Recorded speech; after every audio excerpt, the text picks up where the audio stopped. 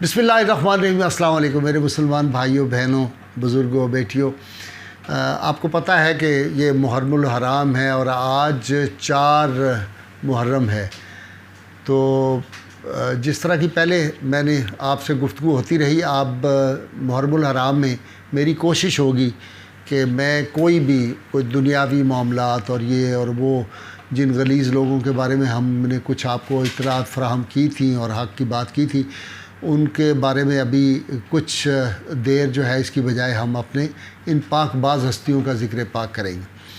میں نے آپ کو پہلے عرض کیا تھا کہ امام علی مقام کربلا میں پہنچ گئے اور وہاں جا کے خیمے نصب کی، اور وہ میں نے تفصیل بتا دی تھی۔ اب وہاں پہ امام علی مقام امام حسین علیہ السلام جنگ نہیں چاہتے تھے۔ آپ نے عمر بن سعد کو پیغام بھیجا کہ تم رات کو آؤ اور آ کے میرے ساتھ مذاکرات کرو۔ جب وہ رات کو آیا 10-20 آدمی لے کے، تو امام پاک نے سے آ کے پوچھنے لگا آپ یہاں کیوں آئے ہیں؟ آپ نے کہا کوفیوں نے مجھے اتنے خط لکھے ہیں، میں ان کے جواب میں آیا ہوں۔ وہ مجھے کہتے تھے ہم اللہ کے حضور شکایت کریں گے کہ یزید بڑا پلید ہے اور یہ خزانہ عامرہ کو لوٹتا ہے اور کرپٹ ہے یزید۔ اور یہ میں ایک بات کہہ دوں کہ جہاں جہاں بھی یہ کرپٹ لوگ ہوتے ہیں، یہ اصل میں یزیدی فکر کے حامل ہوتے ہیں۔ کسی محکمے میں ہوں، کسی ملک میں ہوں، یہ سب وہی ہوتے ہیں۔ ورنہ لوگ جب بیٹھتے ہیں، اللہ تعالیٰ ان کو کوئی عہدہ دے دیتا ہے، مقام دے دیتا ہے، تو وہ پھر کرپشن نہیں کرتے، وہ رزق حلال کھاتے۔ تو یہ جب بات ہوئی تو امام پاک نے اسے کہا کہ اچھا اب یہ لوگ، اس نے کہا جی یہ لوگ کھڑے ہیں، یہ تو کہتے ہیں ہم نے کوئی خط نہیں لکھا۔ آپ نے کہا اگر یہ اب بے وفا ہو گئے، جھوٹے ہو گئے، اپنی باتوں سے پیچھے چلے گئے ہیں، تو میں 3 آپشن دیتا ہوں۔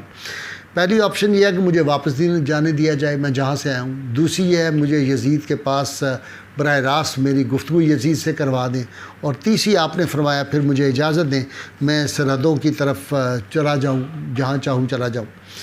یہ بات سن کے عمر بن سعد بڑا خوش ہوا۔ اس نے ابن زیاد کو لکھا کہ جی یہ معاملہ تو بہت بہتر ہے اور ہم امام علی مقام کے خون سے ہاتھ بھی نہیں رنگیں گے۔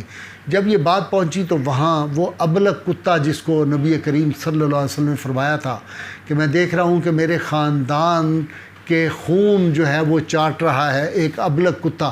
وہ ابلک کتا ہوتا ہے جس کو چمبا سا نہیں ہم کہتے، وہ اس کے منہ پہ یہ جو تھی پھلبیری تھی شمر کے، یہ بدبخت وہاں بیٹھا ہوا تھا۔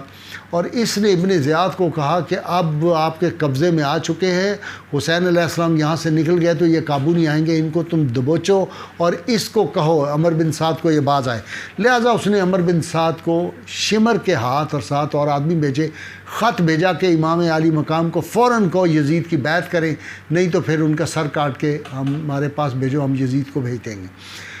امام علی مقام کے پاس گئے۔ آپ نے کہا میں باطل کے ہاتھ میں اپنا ہاتھ کیسے دے سکتا ہوں؟ اس پلید آدمی کو جو مدینہ منورہ میں یزید جو تھا وہ شراب پیتا تھا۔ مجھے بہت دکھ ہوتا ہے جب میں اس طرح کے بعض لوگوں کو سنتا ہوں کہ وہ یزید کو جو ہے وہ سرٹیفکیٹ دیتے ہیں، بریت کا سرٹیفکیٹ دیتے ہیں۔ یزید وہ خبیث شخص تھا، وہ لعنتی شخص تھا۔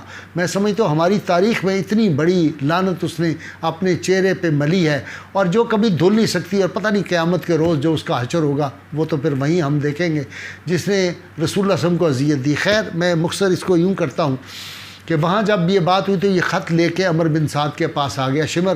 اس میں لکھا ہوا تھا کہ میں نے تمہیں اس لیے بھیجا تھا کہ تم نیگوشیٹ کرو، امام صاحب کے ساتھ راتوں کو ملاقاتیں کرو وغیرہ وغیرہ، اور لہٰذا فوری طور پر امام صاحب کو کہو کہ وہ یا بیعت کر لیں، ان کا پانی بند کر دو، کوئی پانی کے قریب نہ جائے۔ اور آپ حیران ہوں گے کہ 22,000 فوجی وہاں پہ بھیج دیے، لشکر 22,000 کا، اور ان میں سے 4,000 جو تھے ان کو دریائے فرات کے کنارے کھڑا کر دیا گیا کہ یہ پانی کا گھونٹ نہ لے سکے۔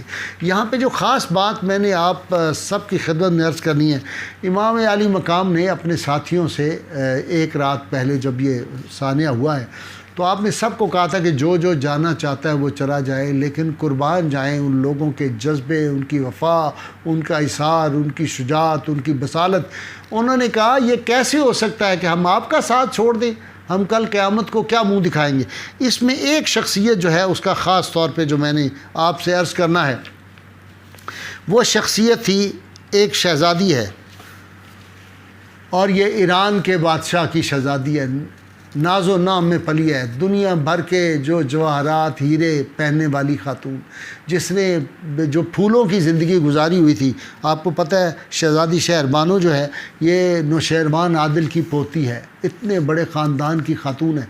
इमाम अली मकाम ने इसे कहा कि हम पे अब सख्त वक्त आ गया है, मैं जानता हूँ कि तुम एक नामवर पुरशको बादशाह की बेटी हो और तुम तख्त पे बैठने वाली मलका थी। अब हम जिस रास्ते पे चल रहे हैं ये फिर कांटों का रास्ता है, ये मुश्किलों का रास्ता है, यहाँ बड़े सब्र सुकून की ज़रूरत है और तुमने बड़ी आला ज़िंदगी बसर की है। लिहाजा मैं ये ज़ालिम वो है जिन्होंने हमारा पानी बंद कर दिया, जो हमें शहीद करने के लिए तैयार हैं। तो तुम शहज़ादी अगर चाहो तो तुम बिल्कुल, मैं तुमसे कोई नाराज़ नहीं, कोई मुझे गिला नहीं, तुम यहाँ से वापस चली जाओ मदीना मुनव्वरा। कुर्बान जाए उस खातून की गम गुसारी पे, वो फ़ौरन इमाम अली मकाम के कदमों में बैठ गई और उसने कहा कि मेरे सरताज, मुझे तख्त शाही, हज़ार तख्त शाही हों, हज़ार आराम सुकून दौलतें और ये जो दिरमो दिनार हों और ये जो मोती जवाहरात हीरे हों, सोना चांदी हो, इसकी कोई हैसियत नहीं। इमाम अली मकाम, आपके कदमैन पाक से जो धूल उठती है उसके जो ज़र्रे हैं वो हज़ार तख्तों से ज़्यादा मेरे लिए कीमती हैं। मैं आपके साथ ही रहूँगी, मैं सब्र करूँगी और मैं आपका साथ छोड़ कर नहीं जा सकती। मैं आपका साथ छोड़ दूँ तो कल मैं क़यामत में रसूलुल्लाह सल्लल्लाहु अलैहि वसल्लम को क्या जवाब दूँगी? मैं भी हाज़िर, मैं भी आप पे कुर्बान, मेरी औलाद भी आप पे कुर्बान। ये शहज़ादी शहरबानो का जो किरदार है, ये अज़मत के वो मीनार हैं, ये वो अज़मत के कोहे सफ़ा हैं कि जिनकी आज ज़रूरत है हमारी नौजवान नस्ल को, हमारी कौम की बहू बेटियों को, हमारे बच्चों को ज़रूरत है कि हम उनको ये वाक़यात सुनाएं। इमाम अली मकाम का कोई झगड़ा ना रियासत का था, ना कोई प्लॉट का था, ना कोई वो उनको इक़्तिदार की कोई हवस थी। इक़्तिदार की हवस होती, कैसे बदबख्त लोग कहते हैं जी 2 शहज़ादों की लड़ाई थी, ये तो इक़्तिदार की जंग थी। भाई इक़्तिदार की जंग थी तो वो तो कहते थे बैत कर लो, अपना हाथ मेरे हाथ में दो, जहाँ की गवर्नी चाहो। वो रे की गवर्नी दे रहे हैं अमर बिन साद को, जिसका ईमान उन्होंने ज़ाया कर दिया, जिसको बर्बाद कर दिया, जिसका इतने बड़े ख़ानदान का, अजीम ख़ानदान का था और रुतबा हो गया दुनिया के लालच में, उसको वो अगर गवर्नरी रे की और तबरस्तान की दे रहे हैं तो इमाम अली मकाम को नहीं दे रहे। हर तरह की ऑफ़र थी, सिर्फ ये एक था कि बातिल के सामने अपना सर झुका दें। इमाम अली मकाम का एक ही जवाब था, अगर हुसैन भी सरेंडर कर गया तो फिर खड़ा कौन होगा? बातिल के सामने अगर हुसैन भी झुक गया, अली का फ़र्जंद, अली का लाडला शहज़ादा फ़ातिह खैबर का, तो फिर दुनिया में कौन खड़ा होगा? इसलिए एक बात मैं हमेशा कहता हूँ और आज भी, अगर इमाम अली मकाम इमाम हुसैन अलैहिस्सलाम यज़ीद के मुकाबले में खड़े ना होते, इमाम आज़म व हनीफ़ा ना खड़े हो सकते बादशाह वक्त के सामने। कभी इमाम आज़म बिन हम्बल कोड़े ना खाते। इमाम आज़म रहमतुल्लाह अलैह की शहादत जो है वो आपको पता है ना, जेल में हुई थी। कभी बाद में आने वाले हज़रत मुजद्दद अल-अफ़सानी कभी जहांगीर के आगे और अकबर आज़म के सामने खड़े ना होते।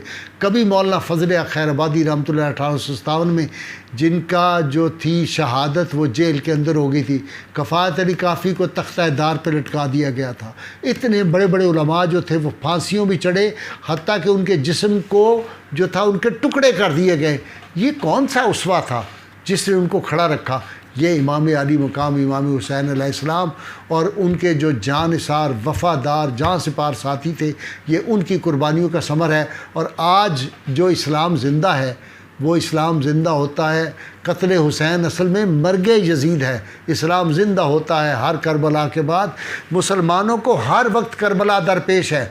नामूस रिसालत के लिए जो लोग निकलते हैं और आज भी निकले और कुर्बानियाँ दी मस्जिदों के एहतराम के लिए, आज जो हम आवाज़ बुलंद कर रहे हैं, तो अगर इमाम अली मकाम ना होते तो ये कैसे मुमकिन था? ऐसे ऐसे ज़ालिमों के, बदमाशों के, गुंडों के सामने हम कैसे खड़े हो सकते थे? जो लोग एक माफिया डॉन थे, ये इमाम अली मकाम इमाम हुसैन अलैहिस्सलाम का उसवा हमारे सामने है। इंशाअल्लाह ताला आप दुआ करें, अल्लाह ताला हमें इमाम पाक के सदक़े हर लम्हे कामयाबी अता फ़रमाए। और यज़ीद जिसके बारे में आप सल्लल्लाहु अलैहि वसल्लम फरमाया था, मैं देख रहा हूँ कि मेरे मिंबर के ऊपर मेरी मस्जिद की तौहीन करके यहाँ बंदर नाचेंगे।